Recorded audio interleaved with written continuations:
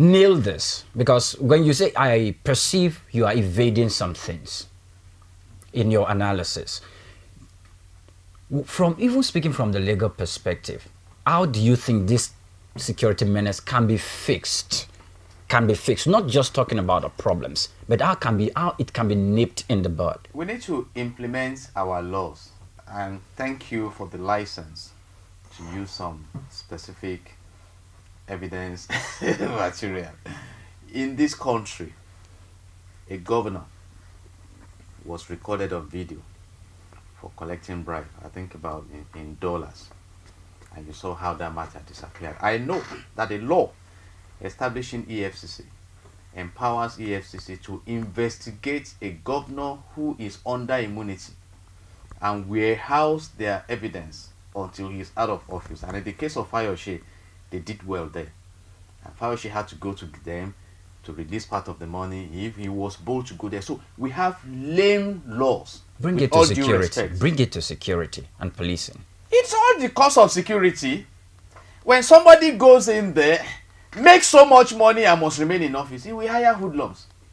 And I've spoken to hoodlums. When these guys are going to collect their return certificate, they don't go with their thugs. They go with their wife and children. You see, but some of them can afford to mess up the lives of hoodlums, and the society now grows. Oga mentioned it. They are well protected when in office. But will they be in office forever? I like using this situation. In the UK, all countries of the world have their security challenges, but not at the magnitude we have it in Nigeria now. The Prime Minister, David Cameron, took a position on Brexit. The position didn't fly. The man resigned because there is hardly any difference between his being Prime Minister or being a private citizen of the UK. Now, we are fighting symptoms of crime, sir. Why don't we go and study? Why is it that in New Zealand, in Iceland, in Netherlands, in Sweden, they have low record of crime? Why? The best place to live on earth now, by research, and the best place to work is Singapore. Singapore was a poor country. What did they do? I understand, sir, that in Singapore you cannot eat chewing gum and drop it on the floor. They worked on the values. Are we saying that even some of the police officers, I love the brilliant officers in this country, soldiers, all of them protecting the country, but some of them are compromised? So we have to deal with a lot of issues, and that's why we need transformational leadership. It's all about leadership. Let me take you back. Let me take you on your words. Yeah, earlier you said something about the police, and that the acting inspector general of police cried that they needed help. When he was summoned, they are helpless. That they are helpless, yes. Of course. When he was summoned by the Senate, and he also mentioned, I vividly remember that he mentioned the lack of funds in prosecuting crime. What do you think should be done in that regard now that he has raised the alarm? I think one of our problems is prioritization. I throw the challenge to you in rhetoric. Don't answer me. How much is a Land Cruiser 2018 model? Don't let us even talk about 2019. And there is an officer who takes 7 of these around. Why is it that out of the 700 refineries in the world, thereabout, we have 4 that are not functional? We spoke so keenly on the possibility of having modular refineries. We are the owners of the crude oil. Do you know, sir, that Nigeria has the largest deposit of proven gas in Africa? And I think about the 6th or 9th largest in the world. And yes, we don't have gas to power our electricity production and distribution and whatever. You see, so it's a matter of priority. How much is budgeted for? I read somewhere that our budget, about 78%, goes to recurrent expenditure.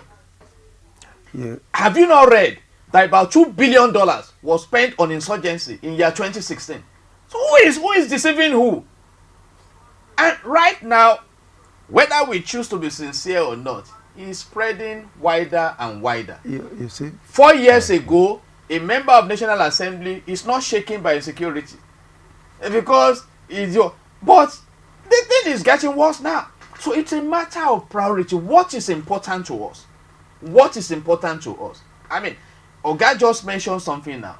I have been in an occasion where I was having a dialogue with a senator on the development of Nigeria and the impact it can make, and he was in that function with 8 mobile policemen, and they follow him around. So you can imagine what it will cost to maintain 8 mobile policemen for just, and we have 109 senators, we have 360. What is House of your Reps recommendation members. to We state? have recommended, let this government sit down. State government. What is your recommendation state to state government is government in helpless. regards to security? Let me tell you, right now, who commands the police? The federal government. Who Right. gives instruction to the defense ministry? Sorry. The federal government. If you are going to empower the state, it goes beyond even, you see, even the policemen, state policing we are talking. What about resources? Let me tell you, unless we deal with the production of crime, we may not be able to deal with crime. And those indices are there. Where are our industries? In the days of old in this country, you hardly see people roaming the street during the day because they are at work in textile factory and everything. Where are the factories today? Sorry, Barrister Jide. Within the little resources, or will I already just quote unquote that resources available to the state government? Sorry, how can they ensure security?